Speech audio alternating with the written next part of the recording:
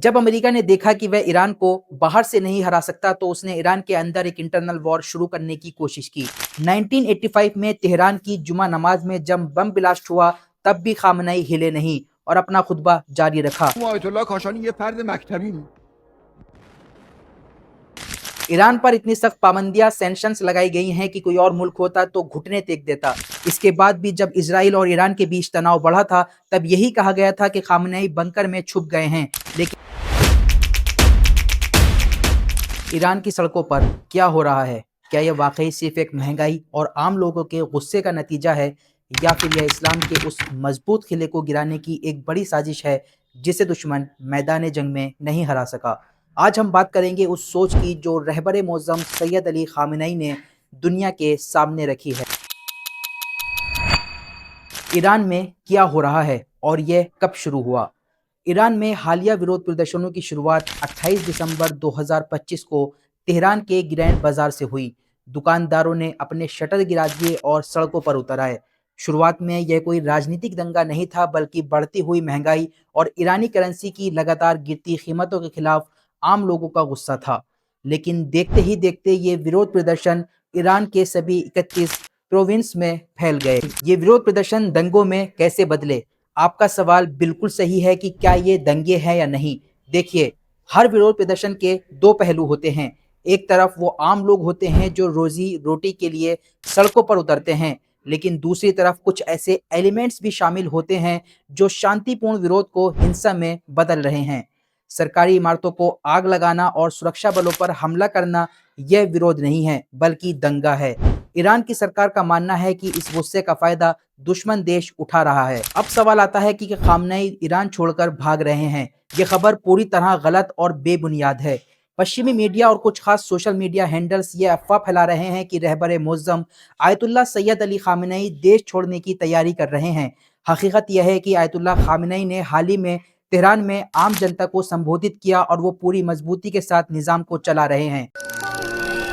यह सब सिर्फ एक इंफॉर्मेशनल वॉर है जिसका मकसद ईरान के चाहने वालों और वहां की जनता के बीच खौफ और भ्रम को फैलाना है। शिया अकीदत के मुताबिक इस्लाम सिर्फ नमाज और रोजे का नाम नहीं, बल्कि बातिल यानी झूठ के खिलाफ खड़े होने का नाम है। आयतुल्लाह सैयद अली खामेनी ने हमेशा ये कहा है कि ईरान का इनकलाब इमाम हुसैन अलैहिस्सलाम के रास्ते पर चलाता है। इसलिए जब भी ईरान में कोई हलचल होती है तो रहबर मुअज़्ज़म सैयद अली खामेनी सिर्फ इसे आंतरिक विरोध नहीं देखते, बल्कि इसे हक और बातिल की जंग यानी सच्चाई और झूठ के बीच की लड़ाई का एक हिस्सा मानते हैं। 28 दिसंबर 2025 को तेहरान के ग्रैंड बाजार से जो शुरुआत हुई वो महंगाई और गिरती हुई करेंसी के खिलाफ थी।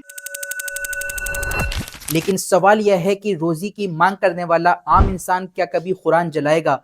क्या वो मस्जिदों को निशाना बनाएगा? बिल्कुल नहीं। यहाँ से ये तस्वीरें साफ हो जाती हैं कि यह अवामी गुस्सा नहीं, बल्कि एक प्री प्लान्ड स्क्रिप्ट है। जब प्रोटेस्ट दंगा बन जाता है तो समझ लीजिए कि डोरी किसी और के हाथ में है। रहबर मुअज़्ज़म आयतुल्लाह सैयद अली खामेनी ने उन नौजवानों के लिए हमदर्दी जताई जो जज्बात में आकर भटक गए, लेकिन प्रोटेस्ट और दंगों के एजेंटों के बीच लकीर को खींच दिया। जो लोग धार्मिक प्रतीकों को निशाना बना रहे हैं वो दरअसल इस्लाम से जंग कर रहे हैं। ये कोई ढकी छुपी बात नहीं है। अमेरिका हुकूमत बदलने की पॉलिसी पर काम कर रहा है। निर्वासित प्रिंस रजा पहलवी, जिनका खानदान 1979 में भागा था, आज अमेरिका की गोद में बैठकर ईरान की आज़ादी का सौदा कर रहे हैं। रजा पहलवी का अमेरिका से खास रिश्ता रहा है। यही वजह है कि जब प्रदर्शनकारी रजा पहलवी का नाम लेते हैं तो ईरान को इससे विदेशी साजिश नजर आती है, क्योंकि रजा पहलवी को अमेरिका का करीबी माना जाता है। 1979 की इस्लामिक क्रांति के बाद उनका परिवार देश छोड़कर निर्वासन में चला गया था। ईरानी सरकार का आरोप है कि अमेरिका इन्हीं के जरिए ईरान में सत्ता परिवर्तन की स्क्रिप्ट लिख रहा है। जब प्रदर्शनकारी रजा पहलवी का नाम लेते हैं तो ये कन्फर्म हो जाता है कि ये प्रोटेस्ट मेड इन यूएसए है। ये वही पहलवी खानदान है जो ईरान को पश्चिमी गुलामी में रखना चाहता था। अमेरिका इन्हें फंड कर रहा है ताकि ईरान को अंदर से खोखला किया जा सके। मीडिया और पश्चिमी पोर्टल्स ने अफवाह उड़ाई कि रहबर ईरान छोड़कर जा रहे हैं, लेकिन शायद वो तारीख भूल गए। 1985 में तेहरान की जुमा नमाज में जब बम ब्लास्ट हुआ तब भी खामनेई हिले नहीं और अपना खुतबा जारी रखा।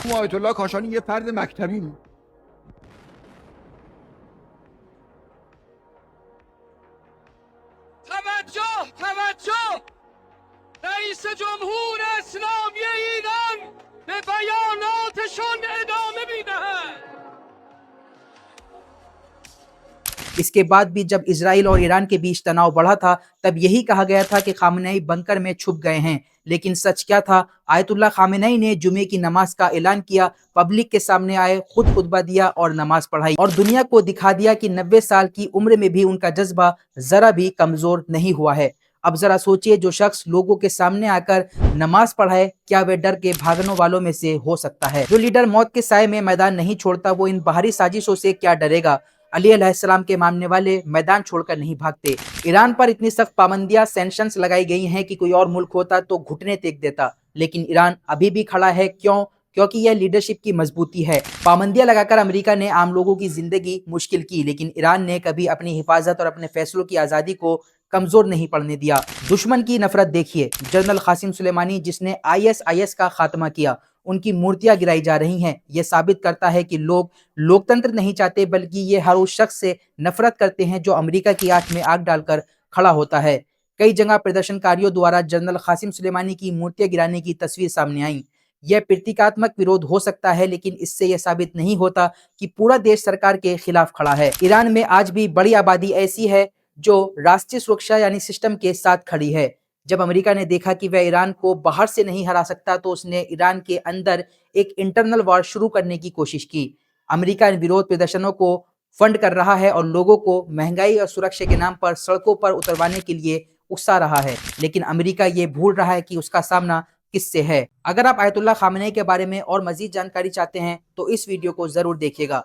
दोस्तों, ईरान सिर्फ एक मुल्क नहीं बल्कि दुनिया भर के मजलूमों की उम्मीद है। अगर ईरान कमजोर हुआ तो यह पूरा आलम इस्लाम के लिए एक बड़ा नुकसान होगा। आयतुल्ला खामेनेई न डरे हैं न भागे हैं, वो रहबरे इनकलाब हैं और दुश्मन की हर चाल को मात देना अच्छे से जानते हैं।